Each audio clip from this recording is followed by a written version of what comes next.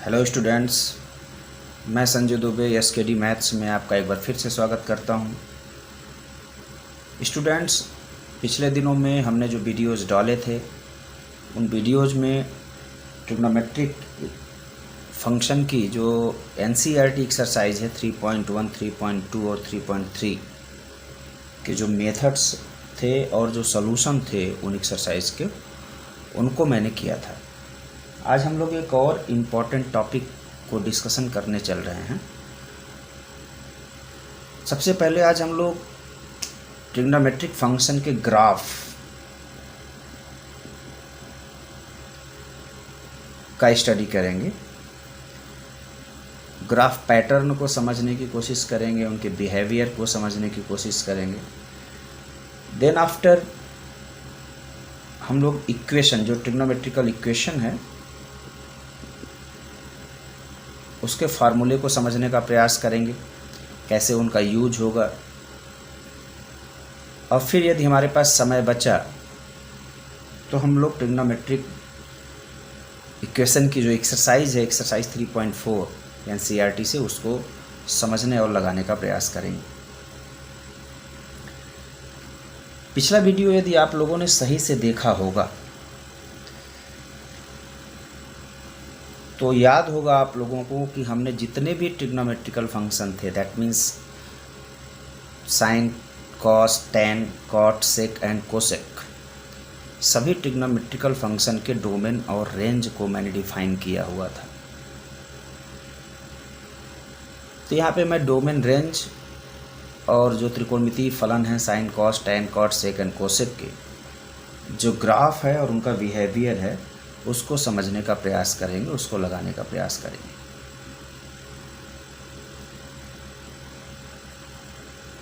कुछ महत्वपूर्ण बातें और हैं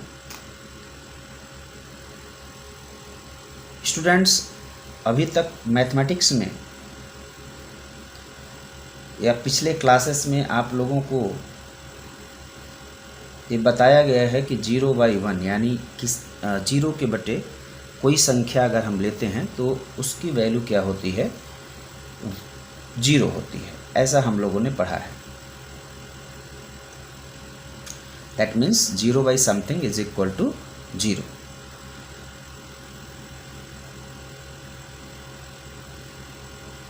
सपोज करिए 1/0 अगर है तो ये क्या होगा। एक महत्वपूर्ण टॉपिक है जो अक्सर हम लोगों को कंफ्यूज करती है, या अभी तक हम लोगों ने जो मान पढ़ा कि 1/0 इज इक्वल टू इनफाइनाइट होता है, ये बिल्कुल गलत है। आप इस बात को ध्यान दीजिए, 1/0 कभी भी इनफाइनाइट नहीं होता है, क्योंकि मैथ्स का जो कॉन्सेप्ट है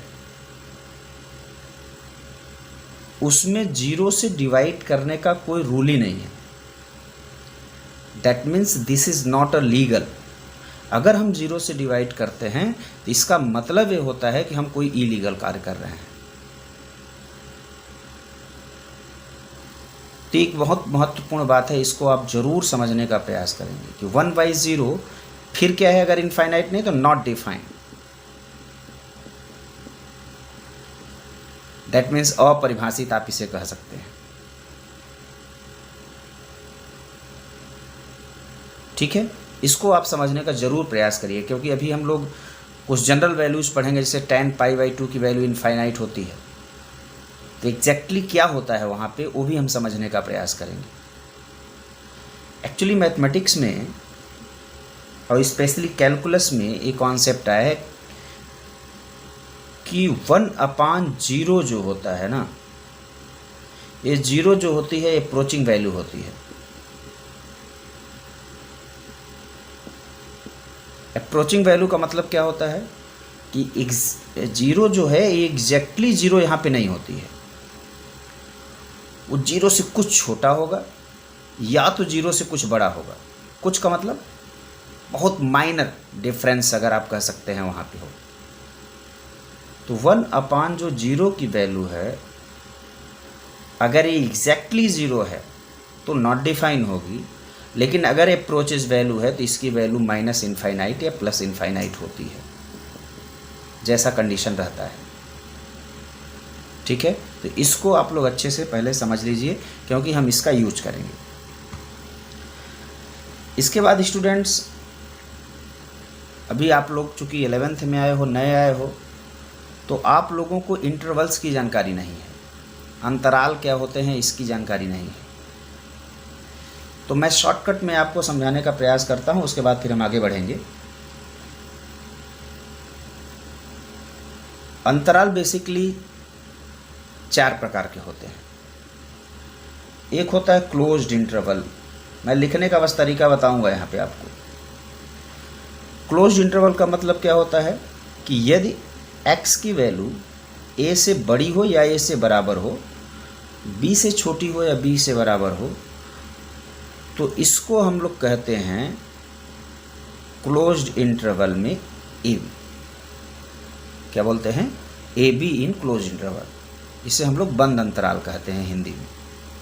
कंडीशन ए होनी चाहिए, दैट मीन्स एक्स की वैल्यू ए से बड़ी या बराबर हो लेकिन बी से क्या हो, छोटी हो, तो हम लोग क्या कहेंगे, x is belongs to close interval a b. ठीक है। दूसरा जो कंडीशन है वो है ओपन इंटरवल की।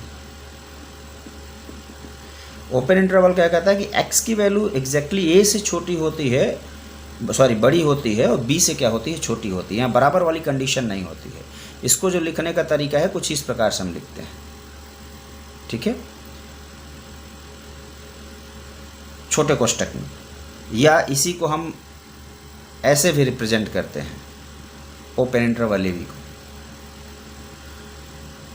थर्ड होता है आपका सेमी क्लोज्ड या क्लोज्ड ओपन इंटरवल, जो भी आप कहें, और एक होता है ओपन क्लोज्ड इंटरवल। जब मैं क्लोज्ड ओपन की बात करता हूं तो आप ऐसे समझें कि x की वैल्यू a से बड़ी या बराबर होती है परंतु b से छोटी होती है, तो जिधर बड़ी या बराबर का साइन है उधर हम बंद कर देते हैं, और जिधर सिर्फ लेस या ग्रेटर का साइन है उसे हम क्या करते हैं, ओपन कर देते हैं। ऐसे भी लिख सकते हैं, या अगर आप चाहें तो ऐसे भी लिख सकते हैं। ये आपके ऊपर डिपेंड करता है कि आप कैसे लिखना चाहते हैं। फोर्थ जो है वो है आपका open closed interval. Open closed में क्या कंडीशन बनती है, इधर सिर्फ और सिर्फ x की वैल्यू a से बड़ी होती है, लेकिन इस साइड में x की वैल्यू जो होती है या तो b से छोटी होती है या तो b के बराबर होती है। तो उसको कैसे लिखते हैं हम लोग, इधर हम लोग बंद कर देते हैं, इधर हम लोग ओपन रखते हैं। ठीक है ना। बाकी विस्तृत जानकारी जब हमको ज़रूरत पड़ेगी तो हम इस पर आगे डिस्कस करेंगे। फिलहाल हम जिस टॉपिक की शुरुआत करना चाहते हैं वो है ट्रिग्नोमेट्रिकल फंक्शंस जो हैं उनके ग्राफ को कैसे हम डिफ़ाइन करें। तो सबसे पहले हम जो डिफ़ाइन करेंगे वो y इज इक्वल टू जो पहला ट्रिग्नोमेट्रिकल फंक्शन है आपका साइन x, उसको डिफ़ाइन करने का प्रयास करते हैं। ठीक है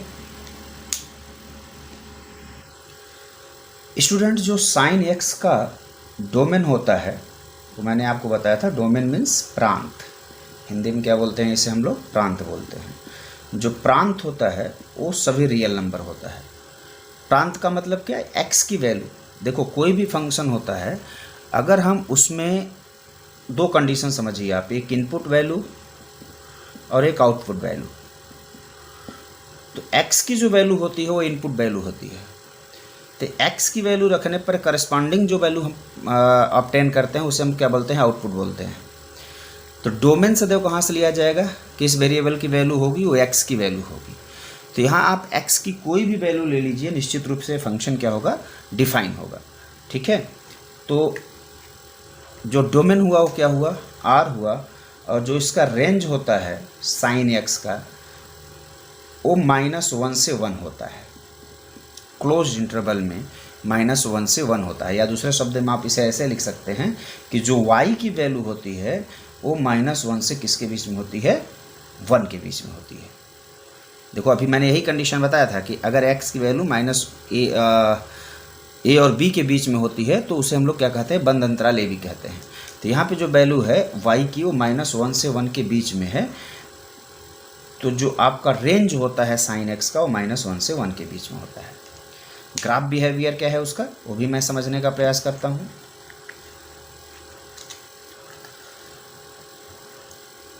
चलिए सपोज करिए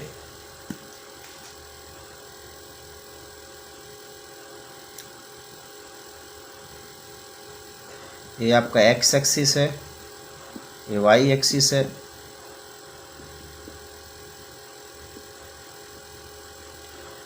ये मान लो ओरिजिन है आपका। ठीक है, पैटर्न को समझने की कोशिश करिएगा। फंक्शन है आपका y is equal to sine x. सामान्य रूप से क्या होता है कि अभी तक हम ग्राफ के जो क्वेश्चंस करते आए हैं, अगर आपने ग्राफ बनाया होगा, जैसे आपने जो युगपत समीकरण पढ़े थे, आपने रैखिक समीकरण पढ़े थे, उनका भी ग्राफ आप लोगों ने अगर बनाया होगा कभी, तो जो x की वैल्यू होती थी वो इनपुट होती थी और उसको हम लोग x एक्सिस पर रिप्रेजेंट करते थे, एंड करस्पॉन्डिंगली जो हम y की वैल्यू ऑब्टेन करते थे उसको हम लोग y एक्सिस पर रिप्रेजेंट करते थे। यहाँ भी सेम कंडीशन है। बिहेवियर क्या है आप इसको समझने की कोशिश करिए। अगर x की वैल्यू आप यहाँ 0 सब्स्टिट्यूट कर दीजिए तो y की वैल्यू जो आएगी वो 0 आएगी। दैट मीन्स एक बात तो कन्फर्म है कि साइन x का जो ग्राफ है वो ओरिजिन से होकर के जाएगा, और जब आप वेरियस वैल्यू सब्स्टिट्यूट करोगे तो जो ग्राफ बन करके सामने आता है वो कैसे बनता है मैं आपको समझा रहा हूँ। साइन एक्स का जो ग्राफ होता है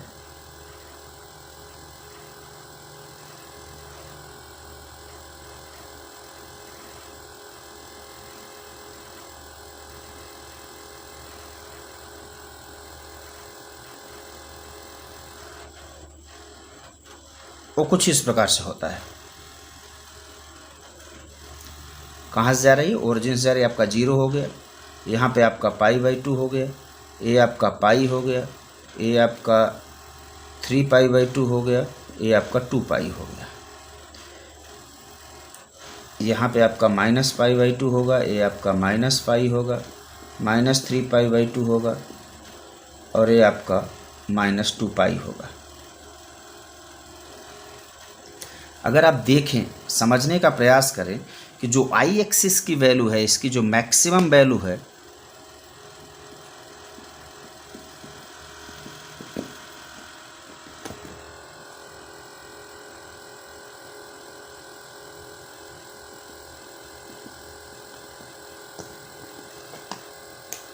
आप देखें इसकी जो वैल्यू मिल रही है, मैक्सिमम वैल्यू आपको कितनी मिल रही है? 1 मिल रही है, और मिनिमम वैल्यू आपको कितनी मिल रही है? -1 मिल रही है। आप पूरे ग्राफ में आप इस पैटर्न को आप चेक करेंगे, जब आप इसके बिहेवियर को चेक करेंगे तो इसकी जो वैल्यू होगी वो किसके बीच में लाइज कर रही है? -1 और 1 के बीच में लाइज कर रही है। ठीक है ना, ये इंपॉर्टेंट है, इसको आप समझने का प्रयास करिएगा अच्छे से। और ग्राफ को बेहतर ये होगा कि आप लोग अपने कॉपी पर इसको बना करके जो पैटर्न है, जो इसका बिहेवियर है, उसको समझने का प्रयास करेंगे।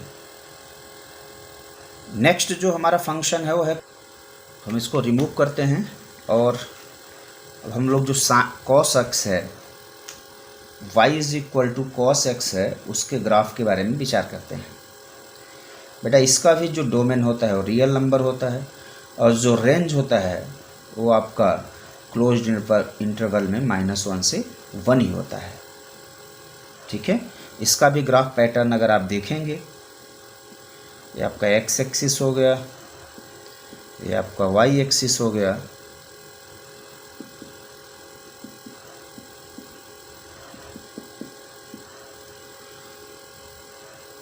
मैं चेक करता हूँ। अगर x की वैल्यू आप 0 रखेंगे तो y की जो वैल्यू करस्पॉन्डिंग मिलेगी वो आपको मिलेगी 1, यानी y is equal to cos 0, that means कितना हुआ? 1 हुआ। यानी एक बात क्लियर है कि जो cos का ग्राफ है वो ओरिजिन से होकर के नहीं जाएगा। तो पैटर्न क्या बनेगा इसका? कुछ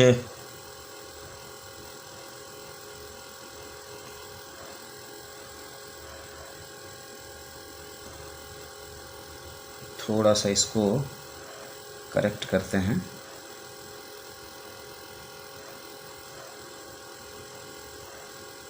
कुछ इस प्रकार से इसका ग्राफ बिहेव करता है, इसका जो बिहेवियर है वो कुछ ऐसा है। सही से बनाते हैं इसको। ये चीज़ें आपको अच्छे से समझ में आनी चाहिए। मेरा बस उद्देश्य है कि आपको जानकारी अच्छे से हो जाए, ठीक है। ये आपका 0 हो गया, ये आपका π/2 हो गया, यहाँ पे आपका पाई हो गया, ये आपका 3π/2 हो गया, फिर यहाँ पे आपका -π/2 हो गया, ये आपका -3π/2 हो गया, sorry -π, and this is -3π/2। Graph pattern आप देखें तो इसकी भी जो वैल्यू है ना बेटा, देखो कुछ इस प्रकार से, वो इसकी मैक्सिमम वैल्यू जो होती है ना 1 ही हो रही है, और मिनिमम वैल्यू जो है आपकी, उसकी जो मिनिमम वैल्यू है आपकी वो कितनी हो रही है, -1 हो रही है, ठीक है। मिनिमम वैल्यू इसकी -1 होती है और मैक्सिमम वैल्यू इसकी कितनी होती है, 1 होती है। इसको बहुत ही अच्छे से आप समझने का प्रयास करिएगा, ठीक है ना। तो ये आपका कॉस का जो कॉस फंक्शन है उसका ये ग्राफ है। हम लोग आगे बढ़ते हैं।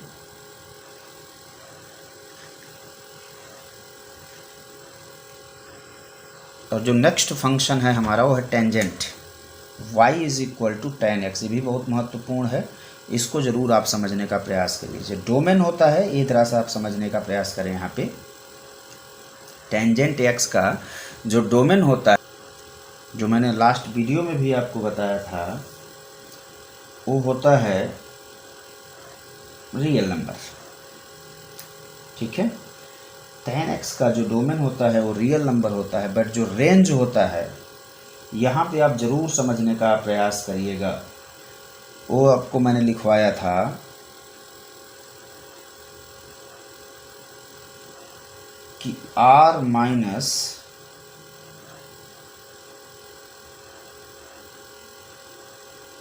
2n+1 × π/2, जहाँ n क्या है, z से बिलोंग कर रहा है, दैट मीन्स इंटीजर है। अगर आपको सही से याद होगा तो हमने ये बताया हुआ था आपको। यहाँ सिर्फ लिखने का इसका मतलब ये होता है कि रियल नंबर में से इन नंबर्स को छोड़ दिया जाए, ठीक है ना। अब इन नंबर का मतलब क्या हुआ आप समझिए। चूँकि जो tan x की वैल्यू होती है, अभी जो शुरू में मैंने 1/0 बताया ना, 0/समथिंग 0 बताया था, 1/0 मैंने कहा था कि नॉट डिफाइन है, नॉट इनफाइनाइट नहीं है बल्कि नॉट डिफाइन है। tan x की वैल्यू होती क्या है, sin x/cos x। सपोज करिए कि अगर x की वैल्यू π/2 हो जाए तो cos π/2 क्या हो जाएगा, 0 हो जाएगा। और मैंने शुरू में ही कहा कि अगर ये एग्जैक्टली 0 हो रहा है तो मैथमेटिक्स के रूल को फॉलो नहीं करेगा। दैट मीन्स 0 से हम किसी नंबर में डिवाइड कर ही नहीं सकते हैं, ठीक है। इसका मतलब क्या हुआ कि जितनी भी वे सभी वैल्यूज जो cos x को 0 कर रही हैं उनको छोड़ दिया जाए तो इसका जो रेंज होगा वो रियल नंबर ही होगा। समझ रहे होंगे हम क्या कह रहे हैं। जैसे n की वैल्यू अगर आप 0 लोगे तो π/2 हो जाएगा, n की वैल्यू अगर आप 1 लोगे तो कितना हो जाएगा, 3π/2 हो जाएगा। आप देखिए cos 3π/2 की वैल्यू भी क्या होती है, 0 होती है। तो आप कॉन्सेप्ट को समझने का प्रयास करिए। यहाँ पे मैं ये बताना चाहता हूँ, चूँकि हम इस वैल्यू को जब ले ही नहीं रहे हैं तो इसका 0 होना ही नहीं है। और अगर 0 नहीं हो रहा है तो tan 90, अगर x की वैल्यू हम tan 90 रखें और sin 90/cos 90 करें तो tan 90 की जो वैल्यू हो रही है वो आपकी क्या हो रही है, डिफाइन नहीं हो रही है। तो भी मैं आगे बताता हूँ कि फिर एग्जैक्टली tan 90 को लिया क्यों गया ऐसे इनफाइनाइट। आप जानते हो ना tan 90 की वैल्यू इनफाइनाइट होती है, तो वैल्यू लिया क्यों गया उसको चेक करिएगा। अभी आगे बढ़ते हैं हम लोग, थोड़ा सा टेंजेंट के ग्राफ की तरफ बढ़ते हैं। जो y is equal to tan x का ग्राफ है उसका जो बिहेवियर है, ये आपका x एक्सिस हुआ, ये आपका y एक्सिस हुआ, ये आपका x डैश एक्सिस हुआ, ये आपका y डैश एक्सिस हुआ। ठीक है, आप कुछ वर्टिकल लाइंस खींच लें।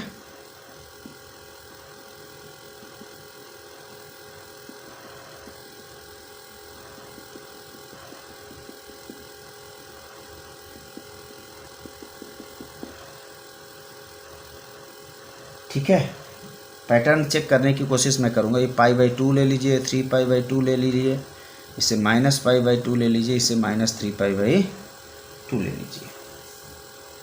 ठीक है भैया,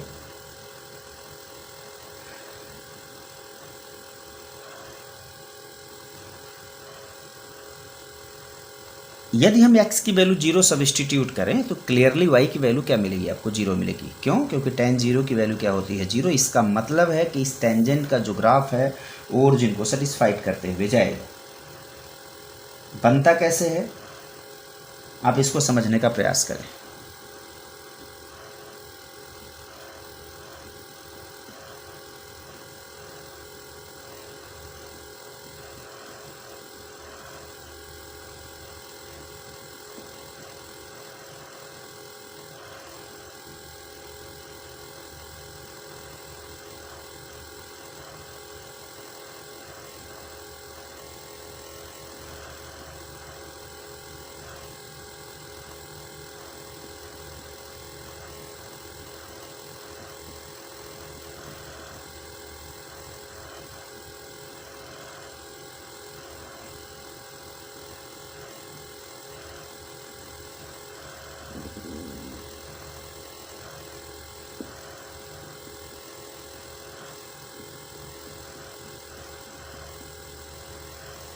ये टेंजेंट का ग्राफ है भैया, बिहेवियर चेक कर रहे हैं आप समझिए ये जो पैटर्न है क्या बन रहा है।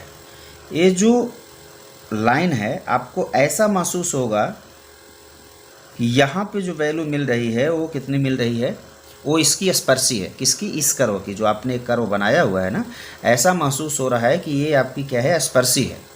एक्चुअली ऐसा है नहीं। स्पर्शी होने का मतलब क्या हुआ कि ऐसा महसूस हो रहा है कि कहीं दूर इधर जा कर के क्या हो रहा है, वो इसे टच कर रहा है। एक्चुअली ये टच करता नहीं है, समझने का प्रयास करिए। एक्चुअली यहाँ पे टच करता नहीं है, टच करता हुआ महसूस होता है। ऐसा लगता है कि स्पर्श कर रहा है, बट उसे स्पर्श करता नहीं है। अब आप समझ गए होंगे, इस प्रकार की जो टेंजेंट होती हैं उसे हम लोग एसिम्प्टोट्स पढ़ते हैं, अनंत स्पर्शी बोलते हैं हिंदी में से। क्या बोलते हैं? एसिम्प्टोट्स। ठीक है ना, एसिम्प्टोट्स के विषय में हम लोग आगे मैथमेटिक्स में बीएससी वगैरह में अध्ययन करेंगे अच्छे से, लेकिन आप जान लीजिए क्या कहलाता है एसिम्प्टोट। ध्यान दीजिए, एसिम्प्टोट्स का मतलब क्या होता है कि ऐसी स्पर्शियाँ जो एकदम दूर तलक यानी अनंत पर स्पर्श होते हुए प्रतीत होती हैं, उसे हम लोग अनंत स्पर्शी कहते हैं। शब्द पे जाइएगा, यानी ये लग रहा है कि अनंत पे स्पर्श कर रहा है। That's why the value of 10π/2 is infinite. Minus infinite plus infinite, समझिएगा एकदम अच्छे से इसको। कहाँ पे मिल रही है? पॉजिटिव डायरेक्शन में मिल रही है, तो क्या हो गया? इनफाइनाइट। यहाँ पे माइनस इनफाइनाइट। ठीक है, तो ये आपको अच्छे से समझ में आ गया होगा। इसी कारण से 10π/2 की वैल्यू इनफाइनाइट होती है। एक्चुअली वो प्रतीत होती है, जो मैं बोल रहा था ना, यहाँ cos 0 जो मैंने वहाँ पे लिया हुआ था, दैट मीन्स 0 से डिवाइड करने की ज़रूरत ही नहीं है। एक्चुअली कहीं पे काट रही नहीं है इस लाइन को, वो क्या है, दूर तलक महसूस हो रहा है कि वो स्पर्श कर रही है। ठीक है, ये आपका टेंजेंट का ग्राफ हुआ। इसके बाद हम अगला ग्राफ पढ़ेंगे, वो है cot x का। Next function is y is equal to cot x। ठीक है भैया,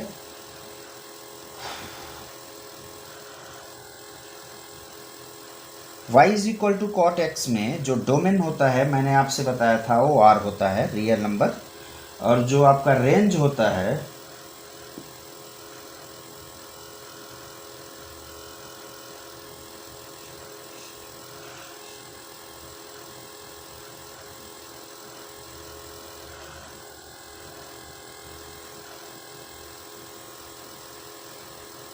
यहाँ जो डोमेन होता है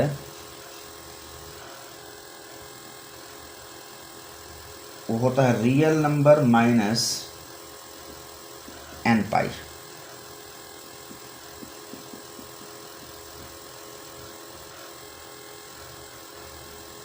एक्चुअली इसके पिछले वाले क्वेश्चन में भी हमको लगता है कि डोमेन और रेंज में थोड़ा सा कंफ्यूजन हो गया था, हमने लिखने में शायद गलती किया है।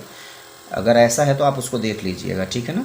संभवतः मैंने रेंज में लिख दिया है -2n+1 इंटू π/2, तो आप उसको करेक्ट कर लीजिएगा। तो रेंज जो होता है वो सभी रियल नंबर्स होते हैं, ठीक है ना। जो इसका रेंज होता है वो सभी वास्तविक संख्याओं का समुच्चय होता है। मैं इसको ग्राफ के रूप में रिप्रेजेंट करता हूँ। y = cot x का ग्राफ क्या होगा, इसको भी आप देख लें अच्छे से।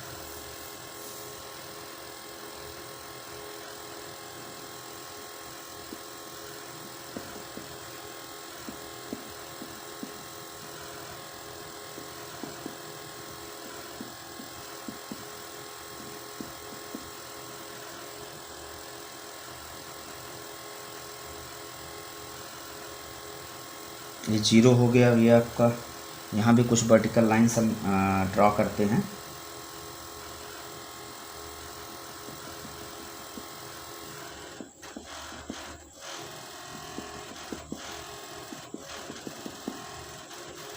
ठीक है,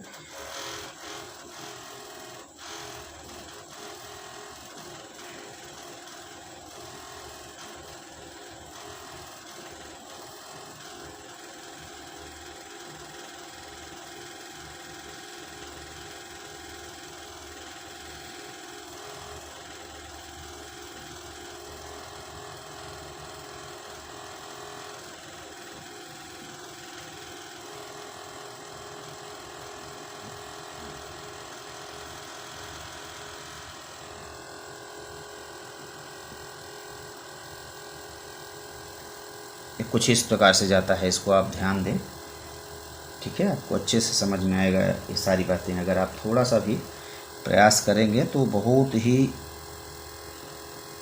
इजी वे में इसका सलूशन आप कर सकते हो, या ग्राफ स्केच कर सकते हो, कुछ यूँ।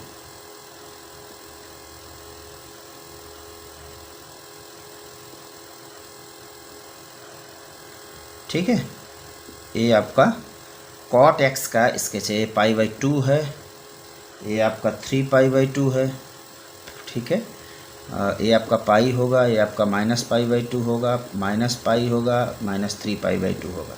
बिहेवियर चेक करिए। अगर cot x की वैल्यू हम पाई पर, देखो यहाँ पे लाइन जो है इंटरसेक्ट नहीं कर रही है, जो इसका ग्राफ है। रीज़न समझिए कि y अगर मैं x की वैल्यू पाई ले लूँ तो cos π/, क्या हो जाएगा, sin π हो जाएगा। क्लियर।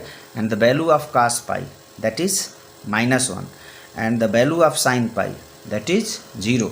फिर यही कंडीशन आ जाएगी sin 0, दैट मीन्स वैल्यू 0 हो जाएगी, और 0 से हमें डिफाइन करना पड़ेगा। कॉन्सेप्ट आप समझ रहे होंगे। अगर 0 से डिफाइन हो रही है तो मैथमेटिकली वो डिफाइन नहीं है, ठीक है ना। तो फिर क्या करेंगे हम लोग, यहाँ पे फिर वही कंडीशन आप देख पा रहे हैं, जैसे टेंजेंट में हमने देखा, तो सेम कंडीशन यहाँ पे भी होती है। और इसके भी पैटर्न को आप समझने की कोशिश करिएगा, ठीक है। जो नेक्स्ट है आपका वो है sec x and cosec x।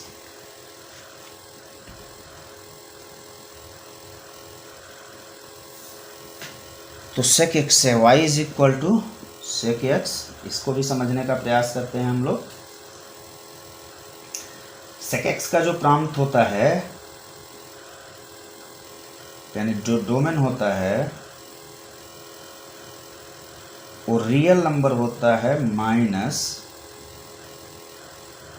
Odd multiple integral of π/2 that is 2n+1 into π/2 where n is belongs to z and the range is, इसका रेंज जो होता है वो ध्यान रखिएगा, y is less or equal to -1 या y is greater or equal to +1। हमने बताया था उस समय शायद, अगर आपको अच्छी तरीके से याद होगा तो, ठीक है।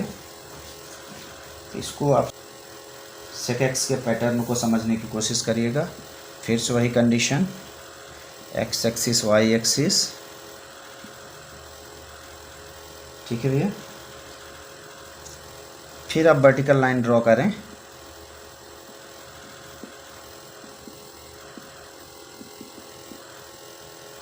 ठीक है। ये आपका π/2 होगा,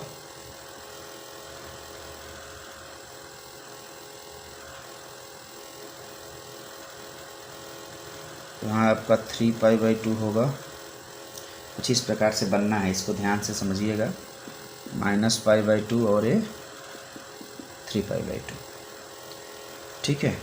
जो पैटर्न है इसका, जो बिहेवियर है, कुछ इस प्रकार से आता है। ये आपका हो गया ओपन,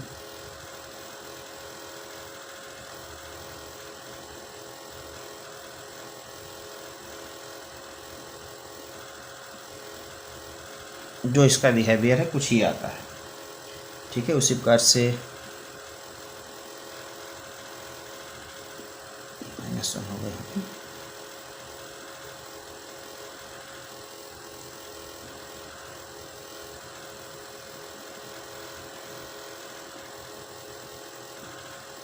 कुछ इस प्रकार से, ठीक है ना। ऐसे भी हम आगे इसको सलूशन कर सकते हैं। जब अगला स्टेप आएगा तो कुछ इस प्रकार से जाएगा, इसको ध्यान दीजिएगा। यहाँ से कुछ ऐसे। तो आशा है कि y = sec x का भी ग्राफ आप इसका जो पैटर्न है वो समझ लिए होंगे। वैल्यू आप समझ ही रहे होंगे। sec 0 दैट इज़, अगर आप 0 ले लें x की वैल्यू, तो sec 0 की वैल्यू क्या होती है? 1 होती है। x = 0 रखने पर y की जो वैल्यू मिल रही है करस्पॉन्डिंग, वो कितनी मिल रही है? 1 मिल रही है, दैट इज़ 0, 1। ऐसे आप लोग इसको समझने का प्रयास करिएगा। अगला जो फंक्शन है हमारा y = cosec x। आप ध्यान दीजिए कि जो x की वैल्यू होगी, दैट मीन्स जो इसका डोमेन होगा वो r-n π होगा, ठीक है। That means x does not equal to pi, where n is belongs to z। इसका डोमेन हो गया।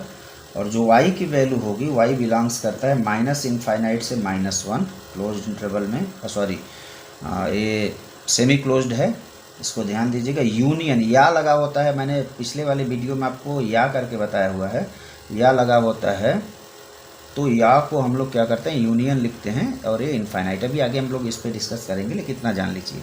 ये इसका डोमेन और क्या होता है? रेंज होता है। The value of y is range, और जो डोमेन है इसका कितना है? r-n π है, ठीक है। ग्राफ पैटर्न देखते हैं।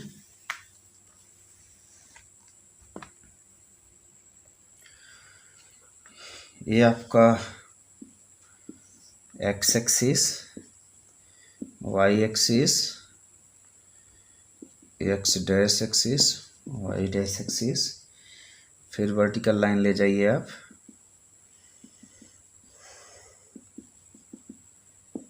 कुछ यूं, ठीक है।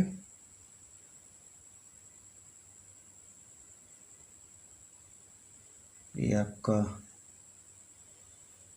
0 हो गया, 0, 0। ये आपका π/2, ये आपका पाई, 3π/2, 2π, -π, -π/2, -3π/2, -2π।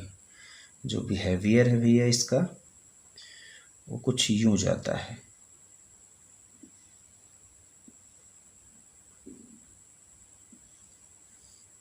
ठीक है।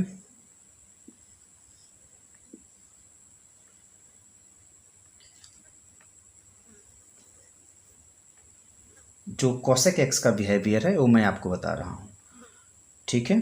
तो जब आप यहाँ से इसको देखने का प्रयास करेंगे तब आपको चीज़ें समझ में आएंगी। जो मैंने आपको रेंज लिखा था, वो लिखा था, अगर आपको याद होगा, -∞ से -1 यूनियन 1 to ∞। देखिए इधर ओपन है, इधर भी ओपन है। ओपन का मतलब ऐसे समझ लीजिए कि -∞ और -1 के बीच में है, या 1 से ∞ के बीच में है। दैट मीन्स -1 और 1 के बीच में नहीं हो सकती। मतलब इसका जो ग्राफ है cosec x का, वो देखिए इसके बीच में नहीं होनी है। आप समझ गए होंगे मैं क्या बता रहा हूँ, ठीक है। ये आपका कोसेक एक्स का ग्राफ था।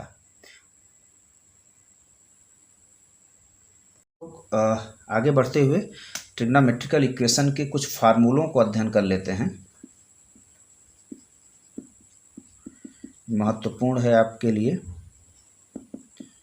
कोई भी कंपटीशन हो, जेई हो, जेई एडवांस हो, मेंस हो, एनडीए हो, सारे एग्जामिनेशन में आप समझिए कि इसका यूज होना है। अगर आप अच्छे से अध्ययन कर जाएंगे तो आप समझिए आपको समझ में भी आ जाएगा और चीज़ें क्लियर हो जाएंगी। तो आज मैं बहुत ज़्यादा विस्तृत नहीं बता पाऊँगा। मैं सोच रहा हूँ कि आज आप लोगों को कुछ फार्मूला बता दिया जाए इसके जो